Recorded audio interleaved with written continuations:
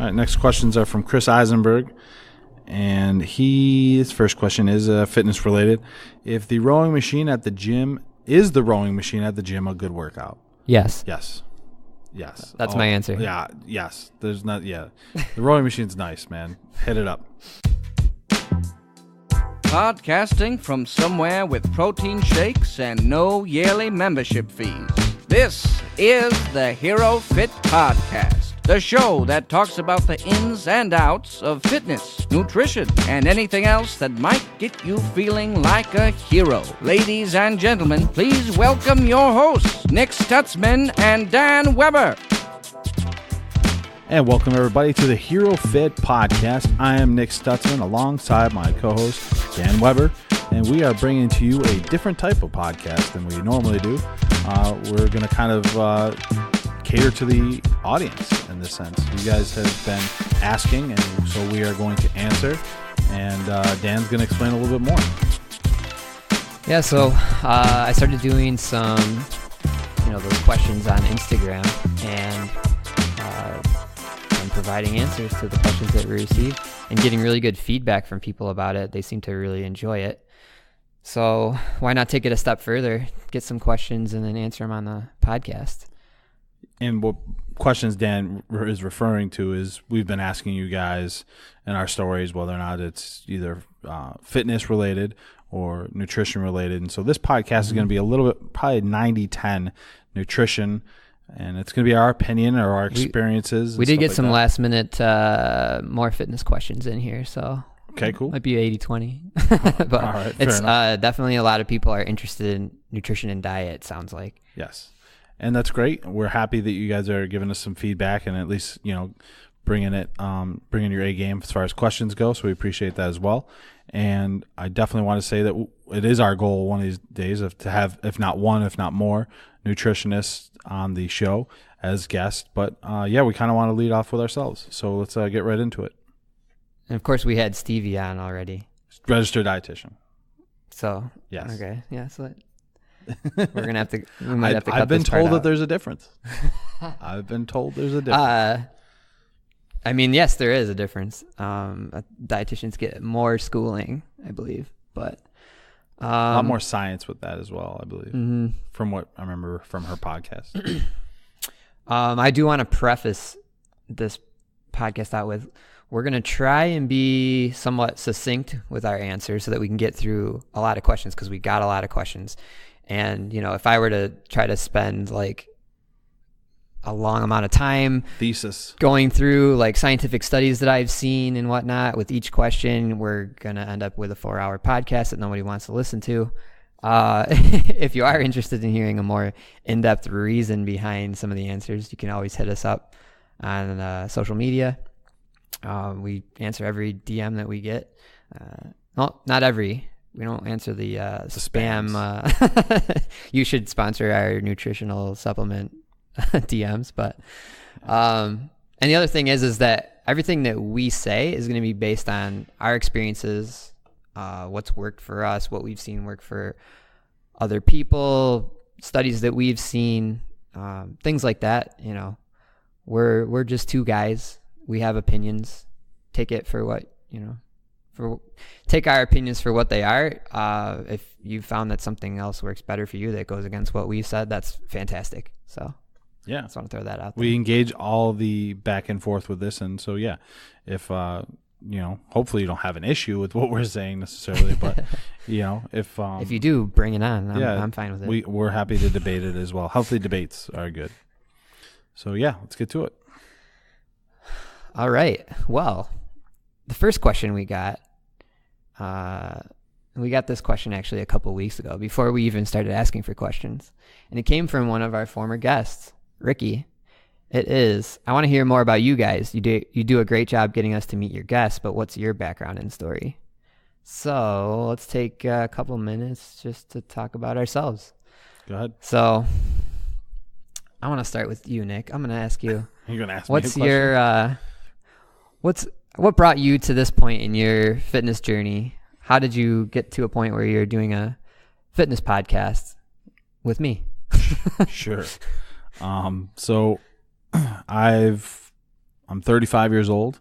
I like to take long walks on the beach and candlelight dinners. But also, I got here because essentially I knew fitness was important. Even at this age, I don't feel 35. I don't look 35.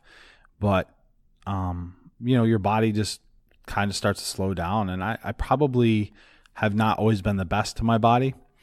And I wanted to be, I guess, well, I'll talk about myself first. So in that instance, I've always considered myself somewhat of an athlete, and I've played a lot of sports and, obviously nothing professional, but, had a lot of fun in doing fitness and working out and doing stuff like that. So for me, that's kind of where I'm at. And so I have that type of background. Fitness wise, going to the gym a lot, have fun, but I never really had a focus. So that's, always definitely been something that I wanted to discover. And so in a lot of ways, what I'm doing with this podcast is I'm learning along with you guys just as much as I'm helping delegate the podcast. Mm-hmm. And so, I've learned a lot from our guests, and I've been able to take what I've learned and what I've seen and other things and be able to put it towards myself. So I'm practicing what I preach in a lot of ways because it's definitely eye-opening. And I think that that's kind of what I felt like was the goal of this podcast, was to educate and to answer questions like these, and hopefully people can learn from that. And so that's where I'm coming from. And as far as like my motivation for this podcast, that's kind of along those lines as well, is just kind of hoping that you guys can see us as everyday people in a sense, just like I would imagine most people are, even if you are someone who strives for, like Ricky, does competitions, or if you're not, you just like to work out, on a regular basis, you can kind of see yourself in us and can kind of help motivate yourself to do different things at the gym, just to move, like a lot of our guests have talked about, or just to get out and try something new, do something uncomfortable, but maybe find that you really like it. It sounds good. Yeah. I think you're probably accomplishing that. Like now you're getting into yoga, and you probably didn't think you would be doing that a couple months ago. No, not at all. I mean, I definitely enjoy it. I just recently went down to Canal Side outside Friday in the afternoon, free class.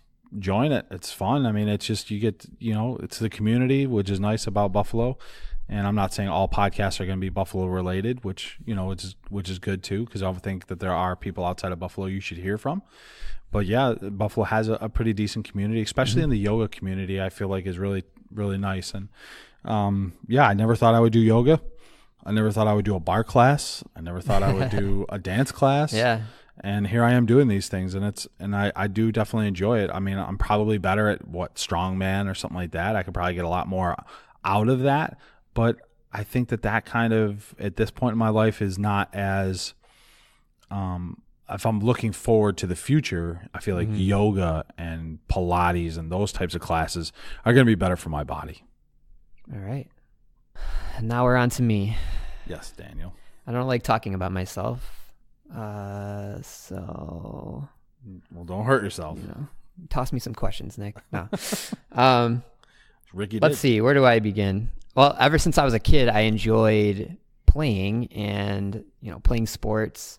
And so I think my interest in this topic probably started there. Just love to play any sport possible when I was younger. Sign me up for whatever I can get at, whatever I can do. Go to the park, ride my bike, everything. And then I'd say as I got into like junior year of high school is when I started getting into, maybe I could like actually work out separately from playing sports and would improve my sports performance. And so I started dabbling in it then. And then senior year of high school, I think is when I really discovered a love for weightlifting. Gained about 15 pounds of muscle that year alone. And in doing so, also made myself a much faster sprinter for track season. Who knew that getting stronger could make you faster? So I discovered that. would have been nice if someone taught me that earlier, but Coaching. so that was some of the beginning of the journey. Then I actually got certified as a personal trainer while I was in college and did some personal training for a little while, but probably not at the level that a lot of our guests have done and that people do in 2019, because in 2007 and 8 and those time frames, I don't think it was a field that was as far along as it is now. You kind of followed sort of like these universal screening tools and kind of these universal programs. I don't know if there was as much customization, or maybe I just didn't have the proper training yet. But I do think that just the education and level in this field has grown a lot in the last 10 years. Then I went into coaching track and field. So I coached 2 seasons of track and field with pretty good success. We had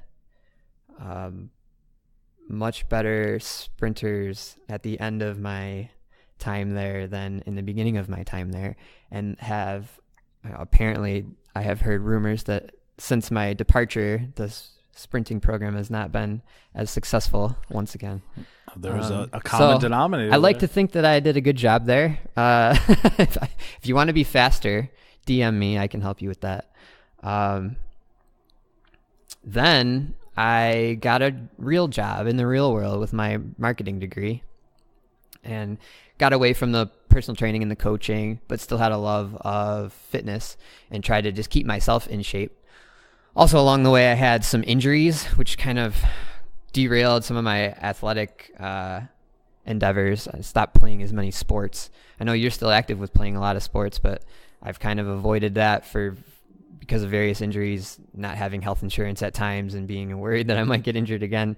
Couple car accidents and whatnot. We don't have to get into the details of it, but that kind of led me into discovering people like Dr. Russin, John Russin, and his training principles about training for life and training intelligently and training for your body type, your injury history, etc.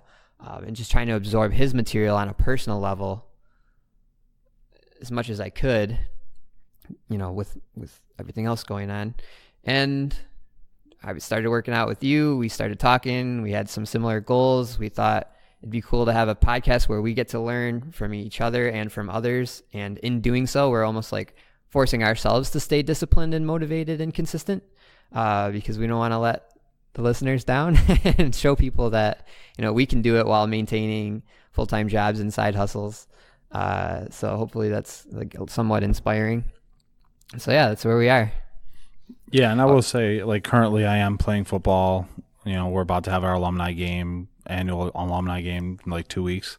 I'm playing at a charity floor hockey tournament next week. I played basketball all winter, stuff like that. And so I'm playing softball too currently. So like Dan said, I'm definitely no slouch as far as like, if I'm not at the gym, I'm at least doing something.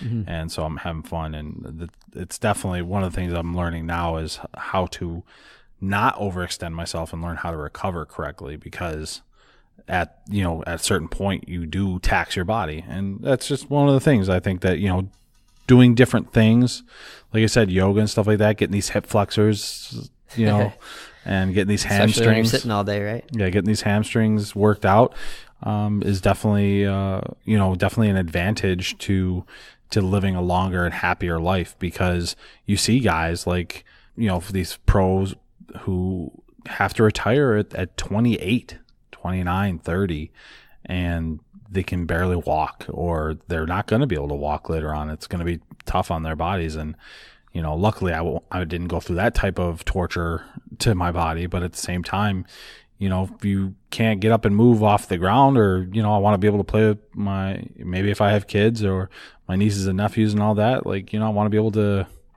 not have any issues. And I see people in my family who struggle with that, and I have genetics. That's the thing too. People got to worry about genetics just as much as nutrition is a thing. Mm-hmm. Genetics is a thing too. And mm-hmm. that's something that I myself, probably that is my biggest struggle, is my genetics. and trying to overcome some of the deficiencies that I've had from either being sick when I was younger, when I was 19, or just kind of, have from birth, I have a rare form of anemia. So stuff like that. Like Dan's had to overcome injuries from things that he couldn't control. Similar things I feel like with genetics. All right. I do want to add also that in that time frame, I did a lot of studying about nutrition, and also, fitness and training in general. So I took lots of elective classes in school. I took all the nutrition classes that they would let me take, and I took all the coaching classes. I got a New York State coaching certificate from UB, and so I just think that's also relevant. It's a topic that always fascinated me, and I played with different diets for myself and tried to do N=1 experiments on myself for the last however many years, 14 years, let's say. Mm-hmm. So. Thanks, Ricky. It was a great question. Yes. Now we'll get into. And if you haven't listened to Ricky's podcast, listen to it. Yes, and follow her powerlifting journey. Yeah, she's pretty cool. All right. Next question. This comes from Brandon, who sent us a couple questions. So we actually had a few questions from almost everybody that sent us questions. So his first one was, have you dabbled in keto at all? What diets do you follow? So why don't we give a background of what keto is for people who might not be as familiar? All right. So the keto diet is kind of it's picking up steam. If you go to Google Trends and type in keto diet, I'm sure you're seeing an upward trend over the last 5 years. But it essentially just means that you're eating a diet that puts you into a state of ketosis, which means that your body is producing lots of ketones and using them as fuel, as opposed to sugar. Right. And it's basically conditioning your body to use fat as a fuel instead of sugar as a fuel. Right. It's probably the simplest way to say it. More fat, a little bit of muscle instead of sugar and a little bit of muscle. And so the diet itself is basically you're cutting down carbs or almost practically eliminating them from your weekly diet. So that's what it is. So I guess we'll tackle the first part of this question. Have you dabbled in keto at all? I have. It's been a diet that I've been trying to follow for the last 6 months or so. Yeah, I'd say about 6 months. After I really followed it religiously for the whole month of October, and I set a goal for myself to do that for the first time in my life. I went on a low carb diet, or a no carb diet, let's call it. I had previously been on more of a balanced diet, and I had my reasons for doing so. It's long and complicated. It has something to do with brain fog and the discovery of lactic acidosis and the lactic acid cycle. And for your body personally. For me, yeah, and for from some gut issues that I had in the past that were still not fully recovered, which stem from different surgeries and then being on antibiotics and things like that. So essentially I did some research. I felt like, hey, this could really help me out. And so all of October, I didn't eat a single carb. If I did, it was, accidental. So, maybe there was a sprinkle of brown sugar in my bacon or something that I didn't put there.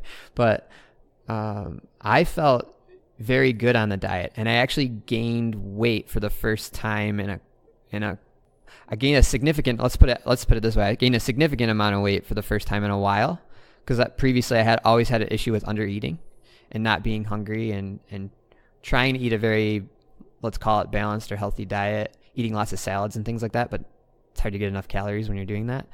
So that was an interesting effect. Most people who are going on a keto diet are trying to lose weight, whereas I ended up gaining weight. So that's kind of an interesting side note. But the best thing about it was I felt a lift from some of that brain fog that I had been feeling for the previous couple of years. And so I felt really good mentally with it. Why do I say that I followed it religiously in October and not necessarily since then? It's because I live in a social world, and when you have Thanksgiving, Christmas dinners, New Year celebrations, you go out, people buy you cake on your birthday, things like that. Like, it's very hard on your social life to try and follow that diet. So I forgive myself when I'm not following it, but when I'm on my own, left to my own devices, cooking my own meals at home, I'm now following a form of a keto diet. It's a mostly animal-based keto diet for me. Lots of meat, lots of ghee, cheese, things like that. Eggs, bacon. So yeah, I have. Have you, Nick? I have not tried any keto per se. I mean, I've All right. looked at it in the sense of, is it something that I think I could do? And I don't think I can do it because I do prefer carbs. And that's a great thing to say, because so much of nutrition and diet is personal, based on like what can you realistically do or want to do or be willing to do or will stay consistent and disciplined with. The things that I know I can't live without are pizza, pasta, and tacos. And I can't, because I enjoy them, and in all honesty, they're a majority of my diet in one way, shape, or form. More tacos in that sense, but you do taco bowls on keto. You could, and I would try cauliflower pizza. Yeah, I would try I have tried cauliflower pizza. I don't mind it. Just so the listeners know, right? And like I said, I don't think it's not a diet. How about this? I think it's a fad diet to that extent, because people were jumping on it left and right and probably didn't really know whether or not it was good for them and I think that kind of goes with all diets. But I would say for me personally, it's just not something that I know that I can sustain. So, and knowing that, I've tried some of the foods. I've tried like keto cheese chips and shit like that, and sure, whatever. And if you're not doing it in the context of a keto diet, then it's really not worth it. What's the point anyway, right? So yeah, so definitely I'll say that's about as much as I've tried it. Now, what diets do I follow? Yeah, that's the second question. That is the second question. Mm-hmm. For me, I'm following more of a Paleo / Mediterranean type diet. Mm-hmm. So I like chicken, I like steak and beef, and I eat a little bit of pork here and there, depending on the tacos. No, I'm just kidding. I like sausage. Carnitas. Yes, carnitas. But the meats I typically eat throughout the week is like a chicken. It can be, I try to stay away from like the fried chickens, obviously. So I do more of like a chicken breast that I'll make myself, or a chicken sausage. I try to go low sodium as possible. And so that's kind of that. And then I'll do like a 95.5 beef, or, so I usually like a beef. Your thing is, still wanting to eat foods you enjoy, but trying to, keep protein high and calories. You're doing a balanced diet and keeping your calories at a certain level. Low, yeah. I try to keep my calories low. I know that I use the Under Armour, what's it called? The diet app, MyFitnessPal app. I'd say diet app, but it's not really. I didn't know they bought that. Yeah, it's so it's the Under Armour MyFitnessPal. So I use that to kind of. It's a rough estimate. It's not always perfect on the exact calories, sure, but I typically am below my calories every day. And would I say that I'm gaining or losing weight? I would actually probably say I've gained a lot more weight, but a lot more muscle than I've had in the last year. So I went from, benching less than 200 to benching almost 300. And I've, have other gains in other ways. So I look a little bit leaner, but I'm probably actually at my highest weight I've ever been in my life, which is what it is. So I'm still kind of working with that. But like I said, I battle other things too. So it's, it's trying to find that right diet. And my biggest thing in the last couple months has been that I'm trying to eat only when I'm hungry and put a lot more veggies into my diet. So even if it's, the thing is like, helps for me, keep you full. Right. And the thing about me is I'm more for a convenience factor. So I try to get the steamy, vegetables, or just vegetables I can make real quick that are, from Wegmans, something along those lines. And, try to get myself something in that. And I've also kind of follow what Jordan says in that sense of making it harder to do. So like Friday after yoga, we went to Hurdle. Hurdle had an event, and I had a big grilled cheese burger from Hurdle Avenue, right? And we were all going to meet up some friends. We walked down from there to Lake Effect Ice Cream. Mm-hmm. So to get the ice cream, I walked like 2 miles, you know? So I feel like I earned that ice cream. And it was only it was only 2 scoops of Big Wayne's cake batter anyways. But yeah, I mean, like I earned it. So I did yoga, I earned that burger, and I did a nice huge 2-3 mile walk to earn my ice cream. So I'm trying. It's not an easy process because I like to eat food sometimes, you know?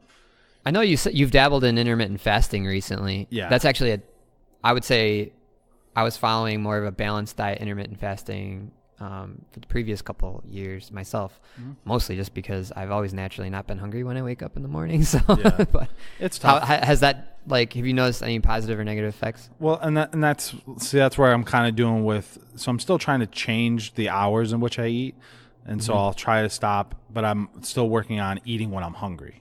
So it's a little bit of a struggle both ways because I had issues from when I wrestled and I didn't eat at all, and so that's a struggle. Sometimes it'll give me a headache that I can't come back from if I don't eat anything or starve myself in a sense, not starving myself, but if I don't eat at a certain time. So yeah, it's a little bit of give and take, but I have been doing that. It's a little bit of cross now between intermittent fasting and just fueling myself when I need to have fuel. And then for what diet do you follow? To me, like I just said, I've been trying to follow more of a ketogenic diet, but with a emphasis on animal products. I'm eating what you might not consider a strict carnivore diet, but for the most part, it's a carnivore diet when I am able to. If I stray away from it, it's because of other factors, social factors and things like that, which some people might be thinking, what the heck is that? And some people might be thinking, you're insane for doing that. But it's basically a diet where you're only eating meat and animal products, like lots of steak. So bacon, steak, and also trying to eat like organ meats and liver. Like I got liver thawing in the fridge right now. So no thanks. Liver is a great source of vitamins and minerals. Yeah, and that kind of answered his third question, what makes keto different than Atkins and different than Paleo. Oh yeah, that's his third question. Yeah. Right. So.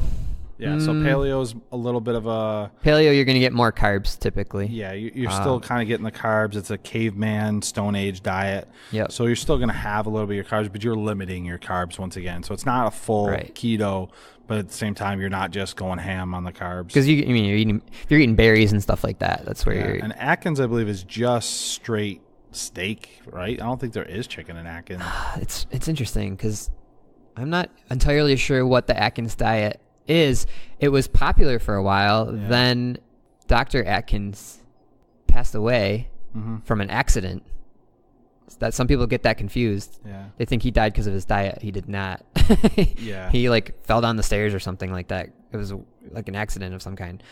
Don't quote me on that. I don't know exactly how he died, but but I don't remember what I know it was a low carb diet, so it was a ketogenic diet. But I don't know if it was like a all meat diet or whatever. No, I don't believe it's all meat. I think it was just low carb. Yeah. So basically, a ketogenic diet is an Atkins diet rebranded. Yeah, from Wikipedia, there's no good evidence of the diet's effectiveness in achieving durable weight loss, and it may increase the risk of heart disease. Oh boy. Yeah, that's a point. I have a point of contention with that statement, and I hope to someday have some guests on that will talk about that. Yeah. So that's kind of the differences there. So kind of knocked out all three there in the sense of keto. And yeah, so his other question was, have you come across any adverse effects from long-term ketosis? I have not. I've looked into this heavily. There are no... Well, you have to do it properly. Conclusive studies that are... There are no studies that study the ketogenic diet specifically that have shown long-term effects. There's also very few studies on it. Yeah. And there's no studies on the carnivore diet. Yeah. So I would say that there is a thing of not doing ketosis correctly. And so there's probably tons of people messing it up. So that's a thing. Yeah.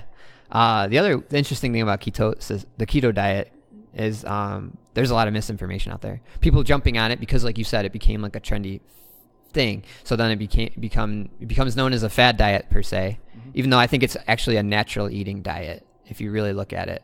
Like a paleo diet is, if you're doing a paleo diet and you were truly doing a paleo diet, you'd be eating based on the seasons. So like in the winter time, you would be eating a keto diet because you wouldn't have access to like agriculture and berries and fruits and things like that. It would be. And then in the summertime, you'd be going off ketosis. There are arguments to be said for cycling your diet so that you're not in ketosis like 24/7, 365. Yeah. And if your goal is to gain muscle, I actually think it's a good idea to not do that. To like every 10 to 15 days, have your carbs and refuel your carbs essentially. Get your insulin shot up, kind of use that to gain some muscle. That could be a whole separate podcast in and of itself. But I've not come across any legitimate studies with long-term negative effects from it. But once again, and then everybody's also going to be different from a genetic standpoint. And like, and like Nick said, there's not a lot of information. There's no information about the carnivore diet. We're in uncharted territory, at least if you think about it from a modern scientific perspective. If you think about it from an evolutionary perspective, there's some data, but some people would argue whether that's valid or not. So anyway, moving on to Dana. Dana Stansberry giving us some questions as well. She hit us up with a 4-banger. First question is, do you actually need protein shakes if you eat meat at every meal? I would say no. Because if you're eating meat first of all, how many meals are you eating? But if you're eating meat at every meal and you're eating a sufficient amount of meat to meet your protein needs, I don't see the need for additional supplementary protein shakes. It also is the context matters here. What's your goals? Right. Why would you be doing it? That's what I was going to say. In the first, like, say if your goal is that you want to hit your protein every day, I think it depends on the type of protein you're getting in the protein shakes, because I have a couple that are whey and pea protein. So they're, and I don't necessarily feel like I think of it as a different type of protein. Like I feel like protein's protein in that sense. Ooh. But we could argue that as well. I would say is not true. We could argue that as well. But I would say if your goal is to lose weight, that you want to have the protein shakes and have some meat, because the protein shakes will help you. And I've read some articles on this. Keep you more full so you don't eat as much. And don't snack and stuff. And you don't snack. And so it also helps from what I read, it's prior to your meals. So if you have a protein shake prior to your meal, you're going to eat just what you need to eat and not be overgoing. So I tried this Beyond Raw Macros protein, which had both pea and whey protein in it. And I didn't like the taste of it. I would say that that would be... Pea protein's a little bit weird texture. Well, no, it was just how it was a chocolate chip muffin. And stuff? Yeah, it was like a chocolate chip muffin. So it was a little bit of a struggle to drink because I felt like all the muffin was at the top, which was not mixing well. So just the user experience, I would say. But overall, I would definitely agree that it is a supplement to either a meal or even to help with my meal and not eat so much. That was satisfactory. It's good. That's a good piece of advice. So hopefully we answered the question sufficiently. Once again, kind of your goal on what your protein is for the day. So the other thing is if you're trying to gain weight and you're not hitting your protein needs for the day by eating the meat at every meal, because maybe you can't chew it enough. Right, exactly. I would say it's not something that you need, but it could certainly help supplement depending on how you implement it. So next question by Dana is, do I have to give up bread to lose weight? I don't think I would say you don't have to. No. Yeah, you don't have to. And losing weight is a specific goal, right? As opposed to being healthy. And this is a carbs thing.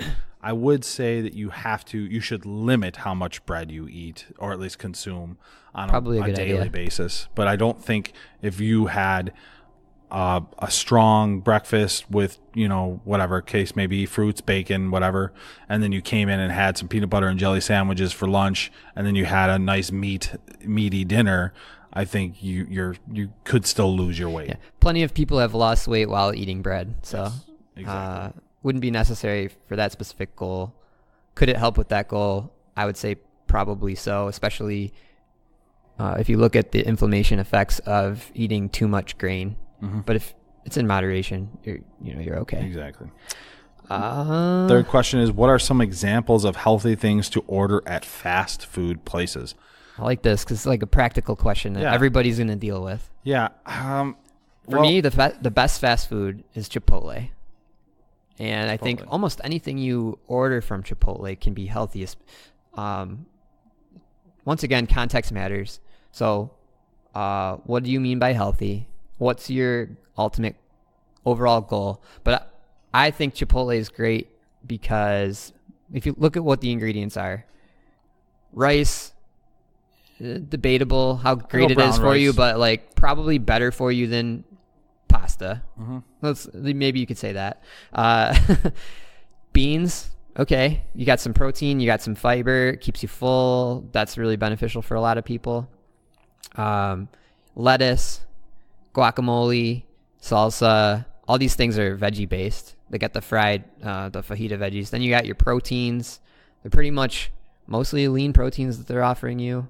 Some people might debate whether the cheese is good for you or not, and the sour cream is good for you or not, and you can make that individual choice for yourself. But for the most part, you're not getting something that's deep fried. You're not getting heavy amounts of grains. You're able to get some veggies if that's your thing, but you get extra meats, and you can. And it seems to me that they're using quality ingredients, and the portions are solid. So I'll start with that. Shout out to Chipotle. Give us a sponsorship. Yeah, I mean, you can get a keto-friendly meal there too. Fast food to me, I think McDonald's, Burger King, Taco Bell. So what can we do at those places? All right. I mean, I guess they offer salads. They offer yogurt. Those are some things that you could definitely do. Don't get a pop, get water. If you're gonna get a burger, try to limit yourself to a single. Perhaps maybe don't eat the bun. It's tough. I don't eat at those places, so I can't. I mean, I don't either. I'll eat at Taco Bell occasionally. When I'm traveling and I'll occasionally stop in, I can tell you that in the past, what I've ordered is I've ordered oatmeal a lot at McDonald's. Because they offer it all day long, I believe, too. And I always find that that's sort of filling, and I don't feel too bad about it. Yeah, oatmeal's fine. And the snack wraps, like the grilled chicken wraps, and then I'll eat like half the tortilla. Yeah. I know they're and throw the rest out. To do healthy. And then salads and Wendy's. If I'm at Wendy's, I'll get like a baked potato maybe. And obviously, I don't do that anymore, especially in the context of my newer style of eating. But when I did go there, those are the types of things I'd order. And I don't know if Burger King or McDonald's is doing this, and I'm sure they are. But I know from my infrequent visits to Taco Bell that they do have like a dollar menu, and the dollar menu has some things on there that show low calories. So I'd get like a spicy potato taco, or I'd get a mini chicken quesadilla, which is like 300 calories. It's not that bad. You get chicken, you get a little bit of cheese, and you get a little bit of a tortilla. It's not the worst thing in the world. And I believe now it's, and I don't know, say what you will, but allegedly Taco Bell is the healthiest of all fast foods, and that's what I put that at. I think Chipotle is not, it's fast easy. Casual. It's fast. Yeah. It's easier to get. And I appreciate that because as both of us are Chipotle fans, but I do think that that's a different level, Subway, just don't get a meatball sub, get get some veggies and get like some turkey or something like that. And make sure you have low, just a little bit of dressing of any kind, right. Limit that stuff. So fast food is possible. Get some mustard on your sub. Last question from Dana. Do I need to take vitamins if I eat fruits and veggies every day? This is a fascinating question. Definitely, you could go so many different ways with it. Yeah, there's probably lots of different opinions on it. But I would say, for the most part, I think vitamins are supplement like vitamins that you're swallowing, assuming what she's meaning here, are overrated in the context of almost any diet.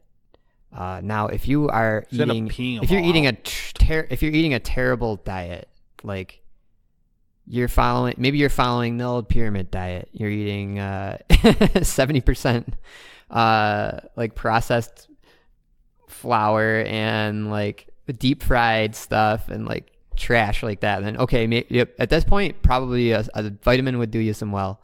But I don't think that's a sentence that I just said, but it would probably benefit you. Like you said, you're going to pee a lot of these things out. A lot of these are synthetic vitamins. There's not great evidence that you're really absorbing it well. There's also not great evidence that they're put in the dosages that you need, in the correct like ratios. And then sometimes there's competition. So the vitamins might not get absorbed if they're competing for absorption with each other. There's all kinds of issues there. Yeah. I took vitamins for years because I thought it was good for me, but never really noticed any positive benefit. And then I stopped taking them and didn't notice any negative effects. So that's a personal story there. I would say it depends on what you're needing in your body and what types of fruit and veggies that you prefer. Mm-hmm. You know, getting a banana and getting some of that, what the banana provides, that's potassium especially, that's going to be pretty beneficial. For me personally, I was taking the GNC's men's vitamin, right? And I noticed that, and I drink a lot of water, and all of a sudden my pee's like light green. Yeah, that's the B vitamins, the synthetic B vitamins that just go right through you. And I'm like, well, is this really helping me? Am I really getting what I need? And I would say more often than not, you're probably, like Dan said, it's not really that big of a deal. But you do want to sprinkle in a banana maybe once or twice a week. You want to sprinkle in an apple. You want to sprinkle in some veggies with some good vitamins or whatever you want to call it. Or sprinkle in some liver. Nutrients. Yeah, well, no thanks. That's all you, bud. But you got to get your nutrients somewhere. So, it's an interesting thing that you said with the context of the fruits and veggies. So don't assume you will get all of the nutrition that you need from fruits and vegetables. There are a lot of minerals and nutrients that you can only get from supplements or animal products. So if you're on a vegan diet, you're going to need to take a B12 supplement of some kind. You're probably going to want to look into zinc as well. So the fruit and veggies alone will not cover your nutritional needs. Next question. We got, how much protein do I need, from Ashley? So this is an interesting question because I feel like there's probably a lot of people that would ask it. And it's funny because, once again, I'm going to say context matters. What kind of diet are you following? Yeah. What are your goals? But I would say that there are minimum protein requirements that every person needs to be healthy, and that they are typically higher than what the USDA recommends. Yeah. I think the USDA says everyone on a 2,000 calorie diet needs 50 grams of protein. I think that's too low. Yeah, I would put it at 100. Like 100, 130 myself personally. I'm at about a 2,500 calorie diet, and I'd eat less than that. So yeah, 2,000 calorie diet, you're still at about, I would say you want to be about 100 grams a day. I've seen some really interesting... protein can go right through you per each meal. I've seen some really interesting information, especially recently with all of the kind of ketogenic research that I've been doing about protein recommendations and what studies have been done to try and determine protein needs. And I believe I saw a study that seemed very reputable. It was something like you need 1.1 to 1.5 grams per kilogram of your target weight. So you figure out how much do you want to weigh, convert it to kilograms, and then do that math. You can still do it by pounds. Don't quote me on that one because I think it is 1.5. I'm going off of memory here, but it's somewhere around that. But yeah, you could go off of pounds. I've always followed the rule of I try to get at least a gram per pound of body weight. And now, even lately, I've been trying to do even more than that, and I have noticed a positive effect for me by doing more than that. You're not soaking it all in, but you're getting a good chunk of it, and so it's good to spread it out a little bit too. And it depends on the source, because like you said, you're not necessarily getting it all. So if you're getting your protein from peas and grains and seeds and nuts and things like that, you're not absorbing all of it.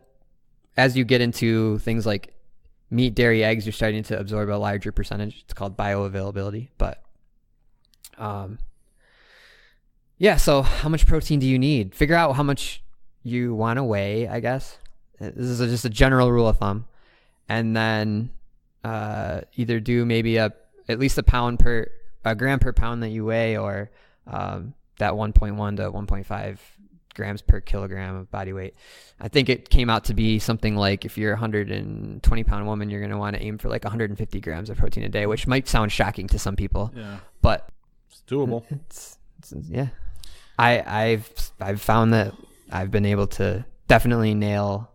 I'm probably getting over 200 grams of protein a day easily right now, and it's working out well for me. Next question from Rob Matthews. He hit us up with 2 questions here. First one is, what are the effects of intermittent fasting on metabolism?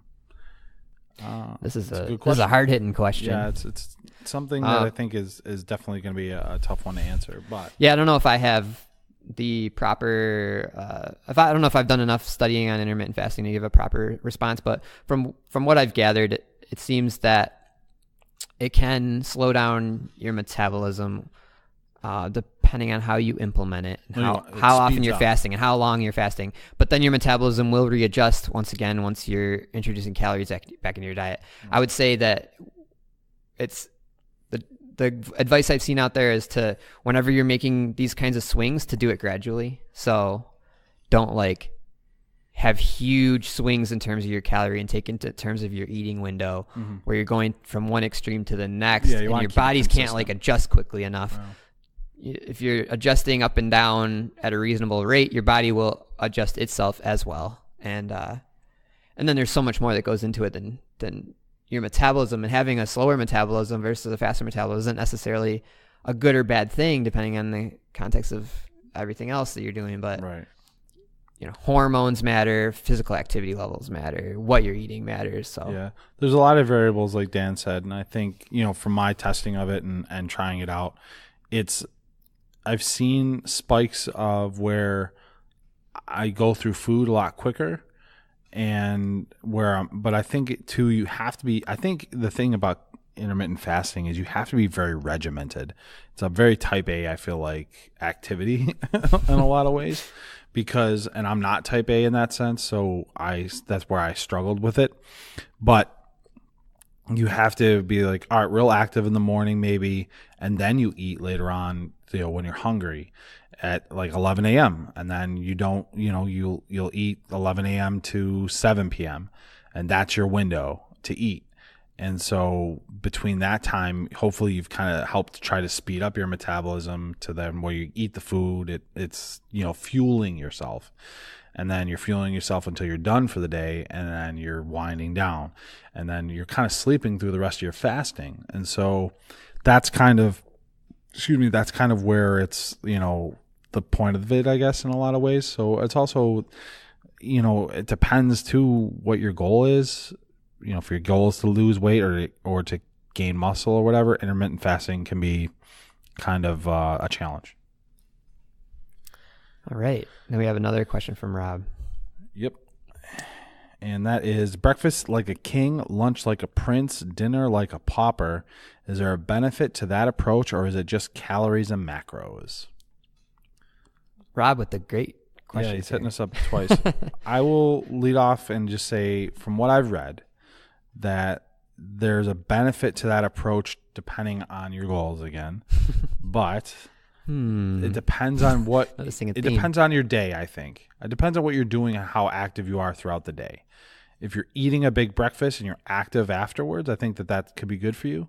If you're going to just sit at your desk job and go throughout that day, I mean, I guess that's still not too bad. And this is why I'm just going to interject. I've always been a proponent of low-carb breakfasts for most people, because I think you should match your carbs to your activity level.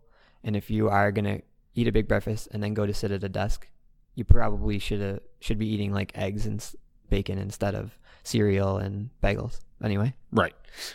And that's the thing too. And I think there's still calories and macros along with it. You can still eat a big breakfast and have low calorie intake with it, but I could still see it. Like I said, I think it depends on your daily activities. I think it depends on how active you are throughout the day, whether or not this diet can be, or this approach can be beneficial for you. Yeah, for me, I would say This is an interesting question because it's like two questions in one. The first is there a benefit to this style of like putting more of your calories in the beginning of your day and not at the end of your day? If it fits within your lifestyle, I think it's great. If it doesn't fit with your lifestyle, or if you're someone that just like hates eating breakfast, then, you know, you can play around with that and figure out what works for you. I'd say in general, it's probably a good heuristic that if most people followed, they would see some sort of benefit as opposed to another style of eating. But I wouldn't dogmatically follow it or say it's like good or bad. Then the second question is kind of along the lines of calories and macros. Like, is that going to be more important? And I would say short answer, yes. Calories and macros are always going to be more important than a heuristic like breakfast like a king, lunch like a prince, dinner like a pauper. But even that gets complicated because calories is not the most reliable thing always either. Because I mean, how do we determine what a calorie is? We set the food on fire and we see how much energy it produced, but it's not taking into context like the insulin spike that you receive from that calorie, or the nutrients that you get from that calorie, or the fiber that's in that calorie, which actually isn't going to be digested by your body. It's going to pass through you, as opposed to it will light on fire and show that there's calories there. So that can even be a sort of a tricky thing, but it's a good like rule to follow. Like, what else are we going to do? Calories seems to be useful, so we'll use it. And macros, I think, is like almost the next level on top of that. And different macros are going to work for different people. So that's in the hierarchy of this question. I would say I put macros at the top, calories next, and then the heuristic of eating your bigger meals earlier and lighter at the end. So hopefully that sufficiently answers the question for Rob, and he's not more confused than he was before he asked it. The next one isn't a question per se, but we got this message while we were asking people for stuff, and it's we've been doing keto for 3 weeks after you talked about your experiences on it, and we like it so far. Seeing good results from Maria and Dave. So that's good to hear that somebody found what's working for them, and I think that's what's important. Find something that's working for you, and if it's working for you and giving you a good experience, you can stick with it. If you find that it's not working and it's not giving you a good experience, you can always move away from it. Try something else. Yeah. And it's nice to hear that somebody was maybe somewhat inspired by what I was doing and that it helped me. So, next question. We have Tanya who says, how do I incorporate more protein into my diet without eating meat? All right. Good question. There's some people that don't like meat. We had Haley last week as a guest, and she was kind of like, never really liked it. Vegetarian style. Yeah. So if you're more of a vegetarian or vegan, what can you do? Because protein is important, as we established. So first thing is obviously protein shakes. The other thing is I'm guessing she's looking for what are some high protein foods that aren't meat. So we could start with, it depends on how you define these things, but fish and eggs, some people are okay eating those on a vegetarian diet, and dairy. Those are all going to have protein, and they're going to have high quality protein. Yeah, pescatarian or something like that. Pescatarian diet. I don't know if that's a correct pronunciation, but so there you go. Fish. If you can't eat fish, then eggs. If you can't eat eggs, then dairy. If you can't do that either, now you're getting into tough territory here, because you're going to have to start eating shakes. Well, there are veggies that have protein, so edamame. I'm cautious with soy products for a couple of reasons. So I would say don't go overboard with the soy. Right. And that protein isn't well absorbed anyway. Or the fake meats, which are usually made out of soy. Tofu. I think the most popular protein powder out there right now for vegans is pea protein. Right. So you can get pea protein shakes, but there's all kinds of vegan protein shakes. Like, it's real trendy right now. Rice protein, pea protein, pumpkin seed protein, artichoke protein. So vegan protein shakes, you're not going to have a hard time finding those these days. Then I'm not a vegan, so I'm not the right person to answer this question, but some people would say, got things like peanut butter and almonds and nuts and things like that, and that you pair that with certain grains. I know that if you do like rice and lentils, for example, that the two of those together can form what's considered a complete protein. Although I would debate that. I think you're fighting an uphill battle if you're doing this. I understand some people do it for whatever personal reasons that they have. I don't know, Nick, if you have anything to offer. Yeah, I mean, other than that, like I've been trying to do these protein blends, veggie blends that I see from the frozen aisle. So it has these different type of proteins in it. And like Dan said, that there's definitely protein shakes are a big thing. And that's probably, if I'm being honest, probably it's the most practical way exactly to get protein, at least at a sufficient rate. Yeah. I would agree. So next question, Tanya, she gave us a couple here. How sore should I feel after a workout? And what intensity should I feel, and how often so it's what intensity / how often. So I guess what we're getting at here is, how do you determine what level of soreness is appropriate, what level of intensity to work out as appropriate, and how often you should work out. So it's kind of all rolled into one question here. Sure. And try to be succinct as possible in this answer, and saying that if you're beginning, you're going to feel sore. So that's just kind of how it be. But if you've been working out for a while and you start feeling real sore, I'm hoping it's because you're doing things that you haven't done before, or you're maybe pushed yourself a little bit.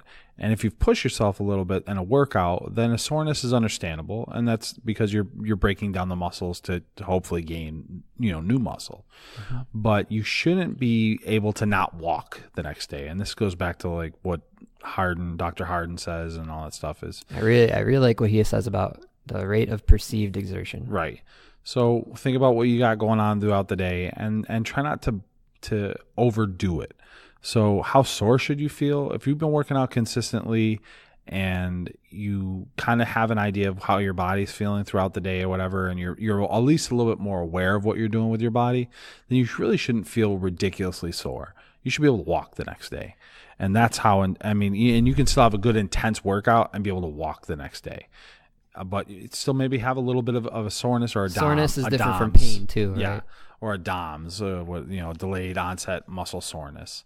Right, that's a feature of working out. So. Right, and so the intensity of it shouldn't be that bad, but you should still stress your body out in that sense a couple times. You need to stress yourself to adapt, mm-hmm. right?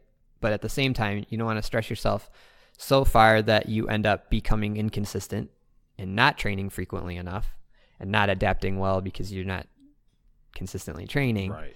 And you also have to get good at the idea of soreness is okay. What level of soreness is appropriate? Like you kind of learn that on your own. Sometimes you just have to suck it up and say, yeah, I'm a little sore, but like I can still go to the gym and still do stuff. Mm-hmm. Do something different. But then there are some people that will work themselves like a dog to the point where they're not recovering, and then that's problematic. Mm-hmm. So it's within the context. So this question requires the context of how are you recovering? Are you getting good sleep? Is your job super stressful? Are you getting sufficient nutrition? So if you're getting those things done, then you can dial up the intensity more because you can recover from it more. If you are struggling in these areas, or you're having like a really tough life circumstance, it's also okay to dial it back a little bit more to allow yourself the consistency of still being able to go to the gym and put in work. Every time you go to the gym and you put in some work, even if you don't feel like you killed yourself, you're essentially giving yourself like a training cycle of some kind that your body is going to adapt to, or at least stay adapted to, so that it doesn't regress. And the more that you can do that over time, the more results you're going to see. So it's, in my opinion, always better to, let's say, go to the gym 5 days a week for 30 minutes at a time. And on the rate of perceived exertion scale that, we learned, which is essentially you trying to be honest with yourself and figure out how much you've exerted yourself on a scale from 1 to 10. Let's say you're do that 5 days a week at a 6 or 7 for 30 minutes a day. You can you can maintain that consistency because you're not killing yourself. I would say that's a superior method probably than, let's say, putting yourself at a 10 once a week for a 2-hour workout. Right. Or even more. Now, and I have some personal experience with this because I would say a few years ago, when Nick and I first met, I would go to the gym for 2-3 hours at a time and just exert myself to like a level of 8 to 10 every single time. And I burned myself out doing that. Which kind of, and it was mostly just because like I love going to the gym. So it was like an addiction almost. Which kind of leads to our next question.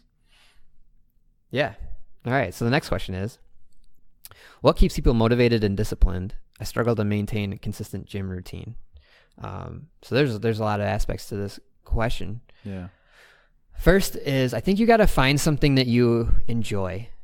I enjoy going to the gym. So for me, it's not necessarily a struggle to drag myself there.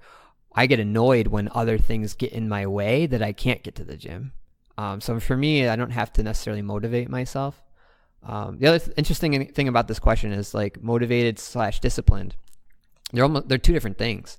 Like a discipline is something that is like a practice or a habit that you maintain and you make like an agreement with yourself that you're going to do. You don't have to always love it. Whereas motivated is more fleeting. Motivated is dependent on your emotional state, and that can't always be trusted. So like discipline, I think, is superior to motivation. But how can you help increase your motivation and so help your discipline? I think it's finding something that like speaks to you from a workout standpoint. Like that's why we take all these different classes and discover, like, I don't know, maybe I really liked bar and maybe Nick really liked spinning or whatever it is. And then we're going to be more like likely to continue doing those things. So I think that's part of it. Yeah. Nick, and piggyback off of that too. And exactly what Dan was saying, you don't have to go to the gym to work out. Mm-hmm. You can take classes, you can take different things, go outside your comfort zone and find what you enjoy. You know, you could do a sport, you could do whatever, you know, as long as you're getting up and moving your body, you know, which kind of goes along with your goals. What are your goals? If your goal is to be a body, you know, if you want to be a bodybuilder, then you're gonna just going out and playing softball isn't going to help you. Right. You're going to have to go to the gym. But if your goal is to just, you know, get your joints moving, get some free flow going, then yeah, I mean, you can just go to, you know, do whatever you want to do a bar class, do a Pilates, whatever the case may be. But yeah, I think finding what you want to do and motivation really is like, well, I want this, so how can I attain it? And realize that it's not going to happen in a day. And so you have to be realistic with yourself too. So it's a lot of mental to get the physical. There's so much to unpack with this question. Yeah, it's a lot of mental to get to the physical, and I don't want to go too far in it because we've got more questions to get through. Yeah. So I'll shotgun a couple other more things here. Also, don't kill yourself because then you will run out of motivation and discipline. You physically won't be able to keep going. Journaling can help both about your goals, so it gives you like a positive thing to chase after, but also like you could also write about your fears, like write about what will happen if you don't work out, and then like run away from that while also running towards the thing that you want to do. Mm-hmm. So those are some other things you could do. Okay. Last question from Tanya. Why is consistency more important than intensity? I've heard you say this before and I don't understand what you mean. So I'll attack it first, and then you can finish up. Okay. We kind of addressed it already. Yeah, we just kind of talked about it real quick, but I kind of feel like consistency in the game is to keep yourself, and this it kind of goes along with intensity and goes along with motivation and discipline. But in that sense of if you're consistently, you know, attempting to bench press or you're consistently attempting to deadlift, it's going to be easier for you, and so the challenge might be to try to do it in different ways. And same with the gym or anything you're doing. If you're doing it consistently enough, it's going to help you in the long run be healthier, be more fit, nutrition, whatever the case may be. So I think you don't have to always be as intense about it because that can be more of a burden to yourself in a sense. So intensity, there's a difference, I guess, between intensity and that aspect is if you're really intense, you might go overboard. Sure. And I don't want to attack intensity. Like it's great to have high intensity. It's great to stress yourself beyond what you thought you were capable of, or to have like a really killer workout. So there's nothing wrong with it, but in the hierarchy of what's important here, consistency I put above intensity, right? Because that allows you to develop a habit. It allows you to have more training cycles, which allows you more chances for adaptation.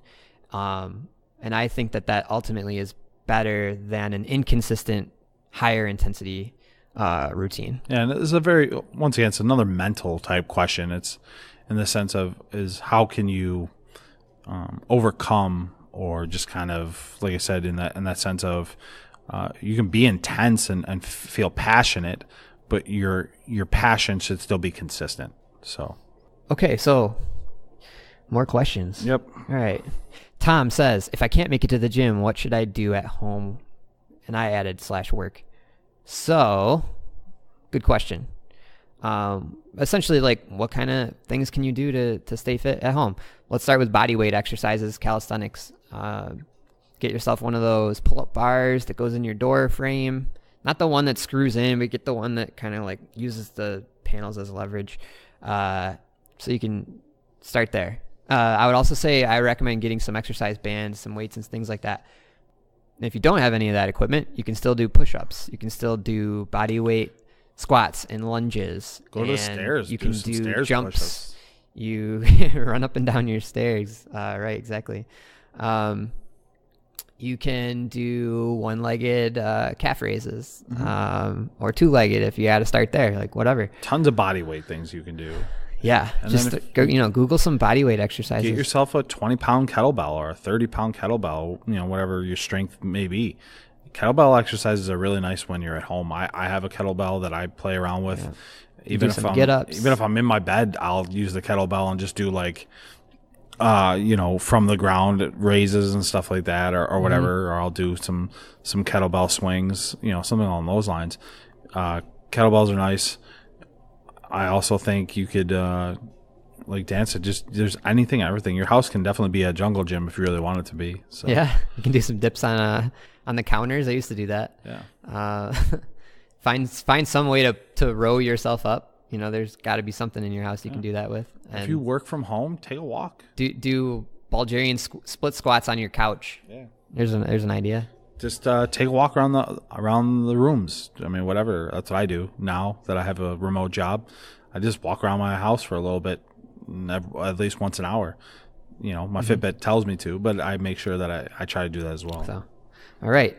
Next, Stephanie says, will I see quicker results from HIIT workouts, HIIT, high intensity interval training workouts, or lifting heavy if my goal is to get more lean? Well, I say this depends on where you're already starting out, in a sense. First of all, both will. I think there's a myth out there that lifting heavy is for bodybuilders and powerlifters that want to get big and jacked. No, it actually can help you get more lean, because by putting on a little bit more muscle, you build up, you get a better metabolism, first of all. So you're going to start burning more calories just to have that muscle and maintain that muscle. Also about your diet. Your diet's still there. And if you're lean but you have no muscle, it's not gonna look quite as great. You're not gonna look as lean. Like, the muscle helps you look leaner.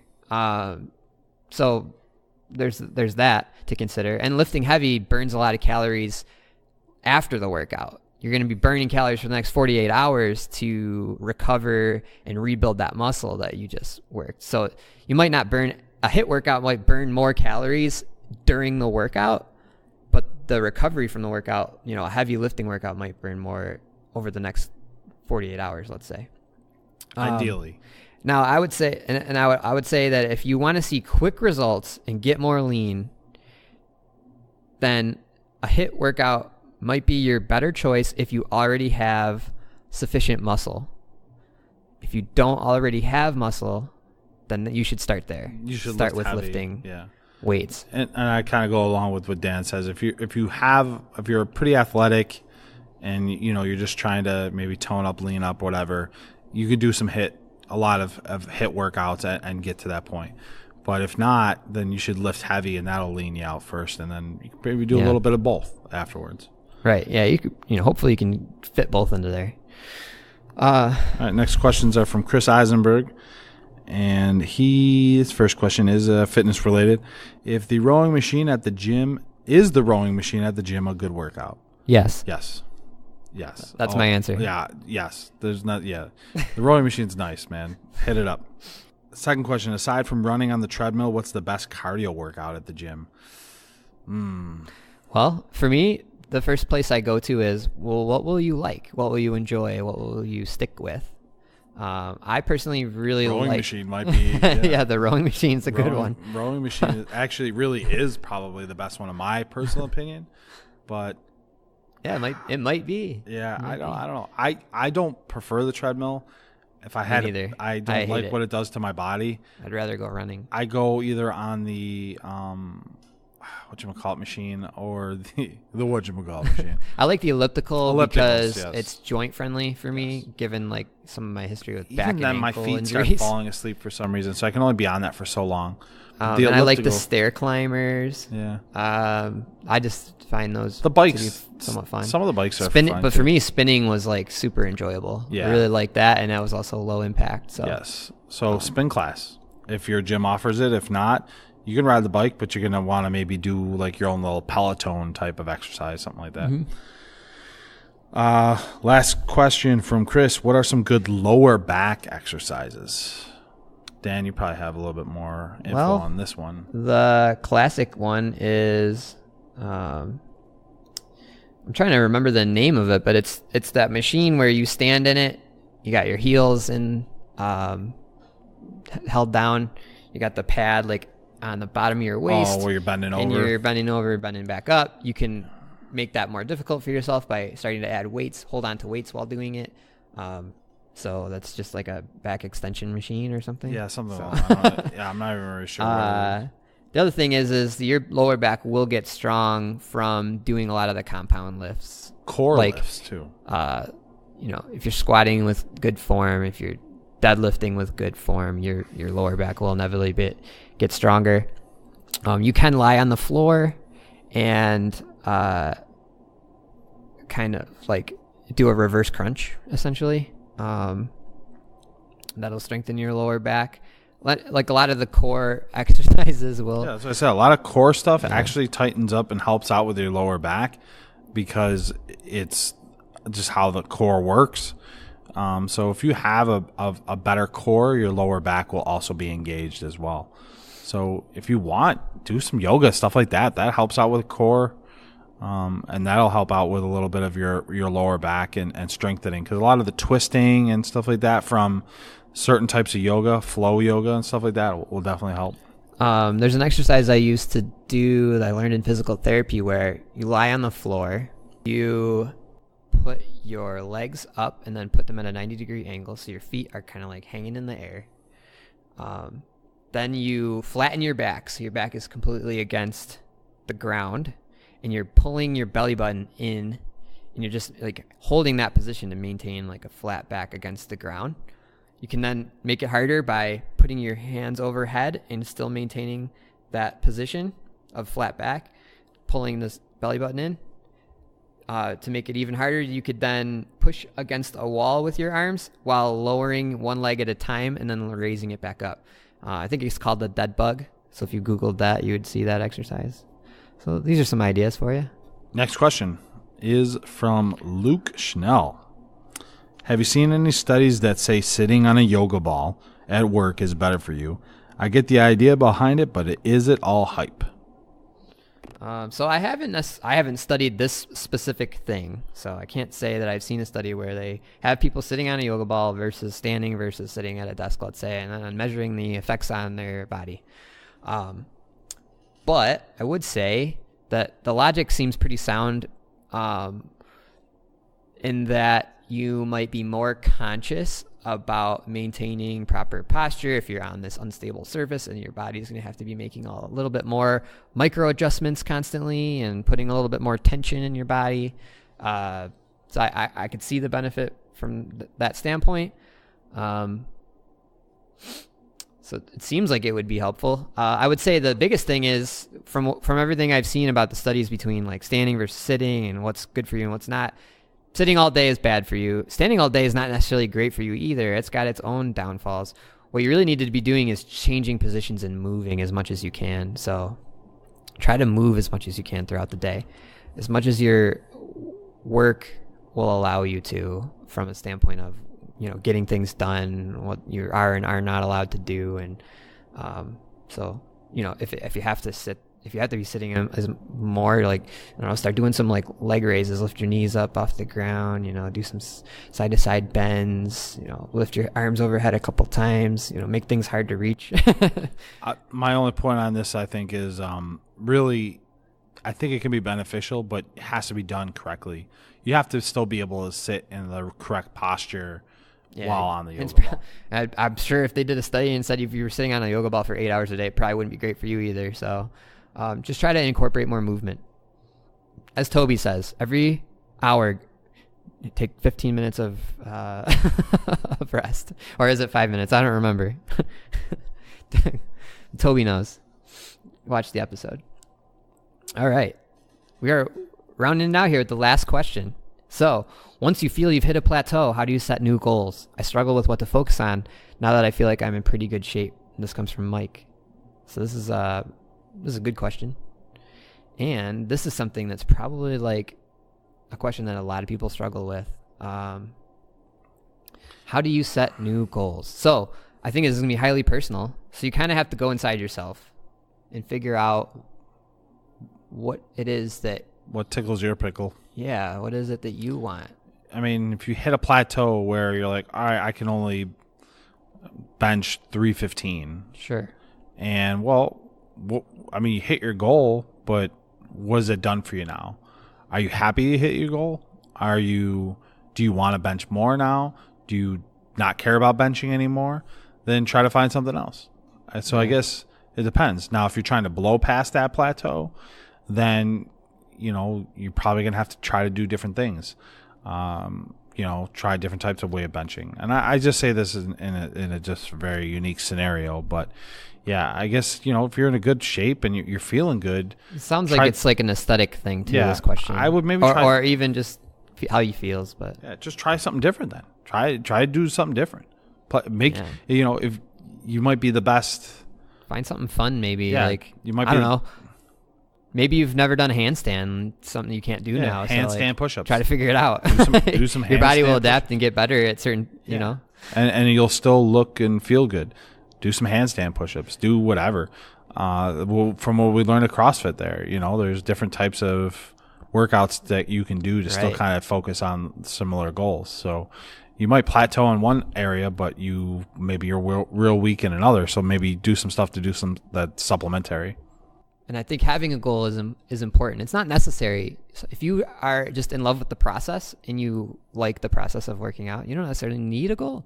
I think having a goal is helpful to keep you consistent and gives you a purpose. So what are you going to do at the gym if you just go there just because you like it? You might not necessarily know what you're supposed to do unless you're hiring a trainer or something, and then they're going to help you establish a goal.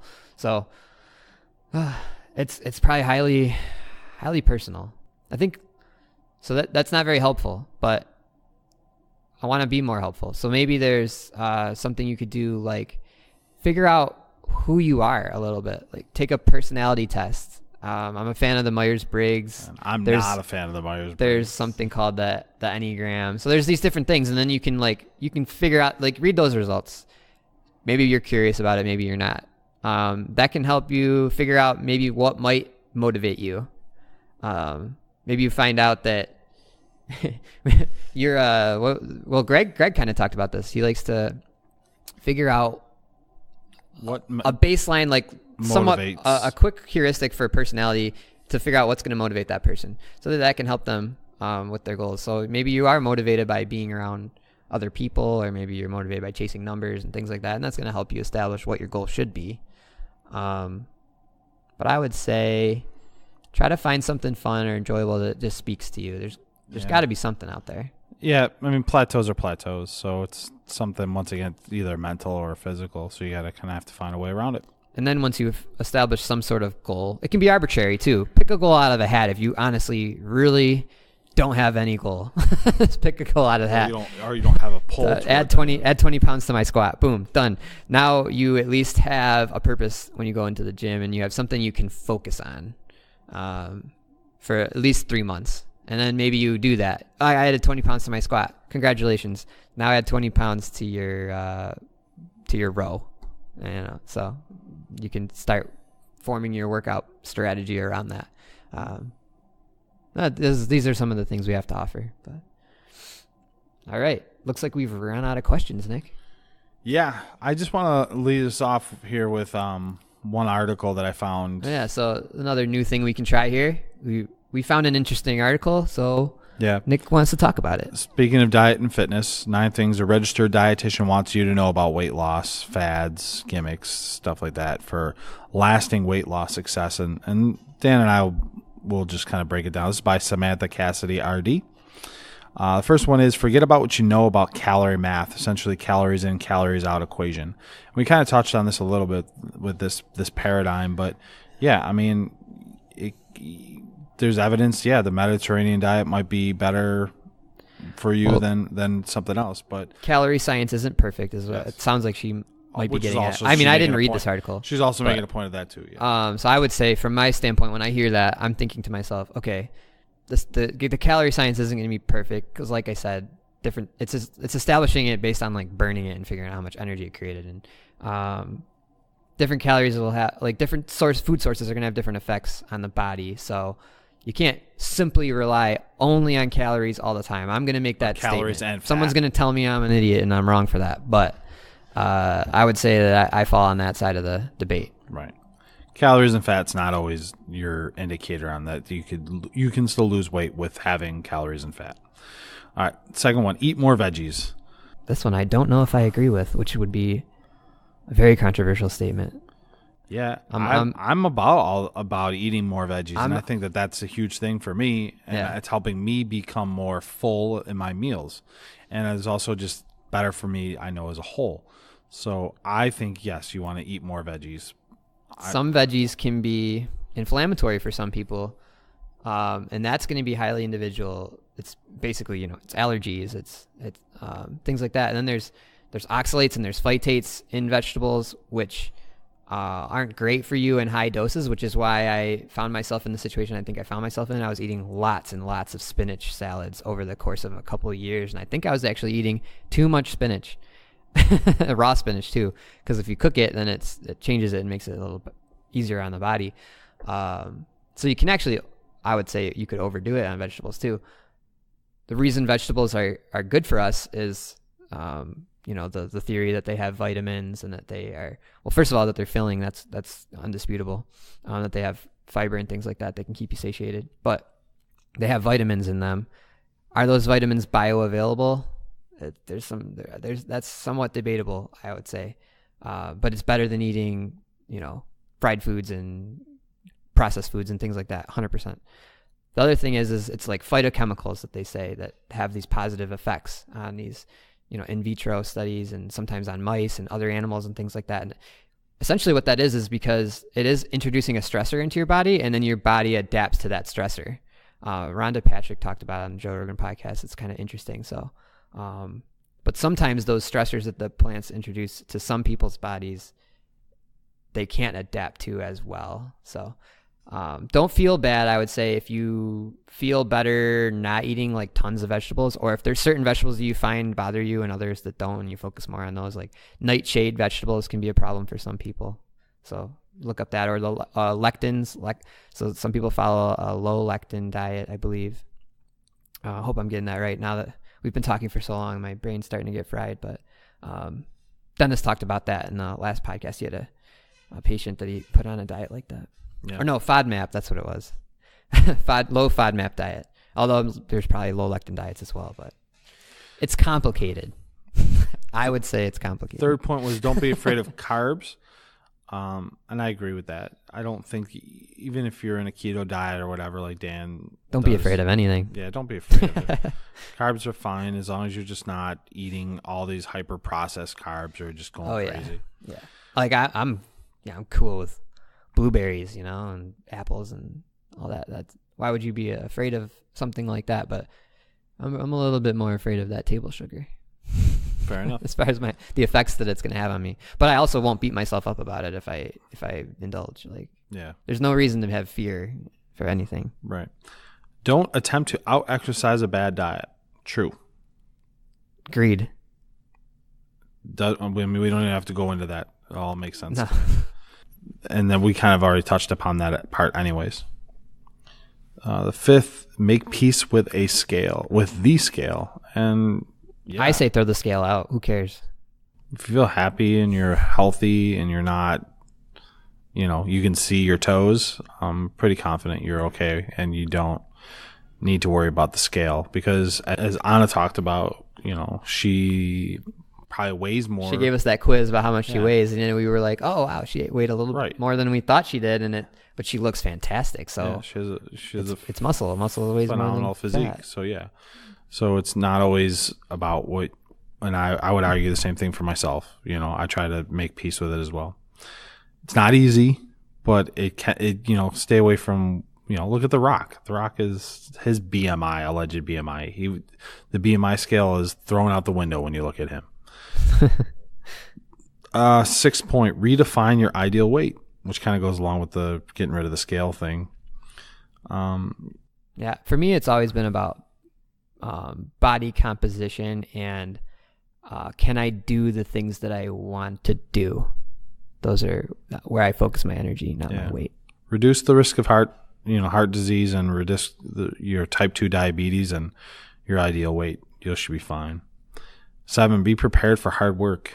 That's with anything in life. I mean, I feel like that's kind of a throwaway point, but yeah, just you should be ready for anything in life, and then realize that it's going to take hard work, but also realize that it's going to take time.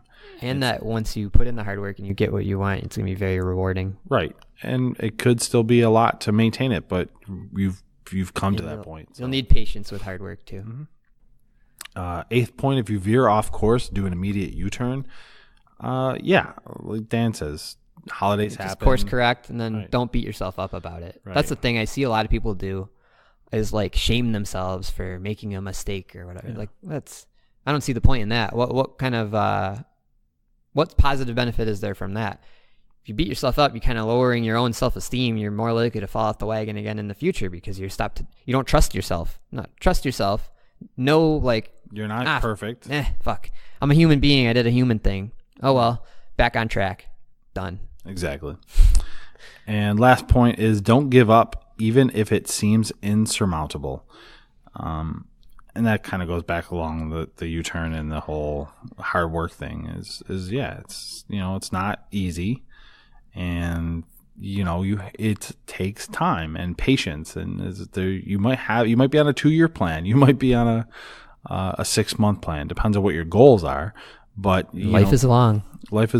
Try to live it, and also don't think that it's going to happen overnight, because it's not. And so you're going to have to, especially depending on where you're at. Like, if you're 100 pounds overweight, it's going to take 6 months at minimum to even see like some decent results.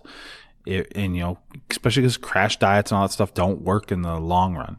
So if you want to do it sustainably, you're going to have to take some time. And so stuff like that, or if you weigh 100 pounds and you want to weigh 150, it's going to take some time. And it's going to probably take some time to figure out what works for you too. So what worked for me, what worked for Nick, what works for Anna, Jordan, Greg, Ricky, Kelsey, all of our guests, like, might not be the thing that works exactly for you, but we're putting it all out there into the universe, into the podcast, so that you can start to identify with things that you think are gonna work for you. Right. We're all different. All our bodies are different, and that's just how it is. That's human nature. Try to treat it like a fun thing. Like you're figuring out like the formula for your success. Right. Be a hero. Find what type of hero. Find out what type of hero you want to be. That's right. Every hero's got a different superpower, right? Everyone's got a different backstory. So. Exactly. So figure out what type of hero you want to be, where, and work that journey, and realize that, it's not going to be necessarily always fun, but, try to make it as fun as you can. Be positive. And that is the hero's journey, which is, in my opinion, a deeply embedded psychological truth in all of our minds. So Indeed. Well, that has been it for this podcast. I appreciate it. If you've made it this far, hope everyone liked it. Yeah, I hope you enjoyed it. We're gonna give a shout out to everybody on the post when we do release it. And social medias. Also, I hope if you think that I'm full of crap, like, you come at me with it. Let's debate. Let's talk. Come at I us, want to learn. Maybe you got something to teach me. That'd be cool. And hopefully we can do one of these again. Our next podcast should be a little bit more psychological, I feel like. It might be. Depending on when we publish the certain podcast, but we're working on something that works with the mind a little bit. The mind a little bit next. And we're... Nick's going to have to bend himself a little, because you know how you said you didn't like the mind breaks there. I'm not a huge fan. He's going to be open-minded. I will be definitely open-minded. But yeah, so we're going to work on that. We're going to do some other things. So we have some more stuff in the works. So stay tuned for that. If you liked this episode, please share it with a friend. And got to be something in this episode that's going to help somebody that's struggling with a problem. Yep. Rate and review us on iTunes and Stitcher. And also, if you can, please just subscribe. That would be nice. Subscribing is caring. Subscribing is caring. And thank you again to all those who did send us questions. And thank you again to all. Thank you very much. Our listeners. And for the listens. So, yep. Keep it classy. Look out for more of these types of things on Instagram. Take a couple of questions at a time on there every once in a while. So that's always fun. Mm-hmm. All right. So this has been the HeroFit podcast. And until next time, keep it classy. This has been another episode of the HeroFit podcast, making humans great again, one podcast at a time.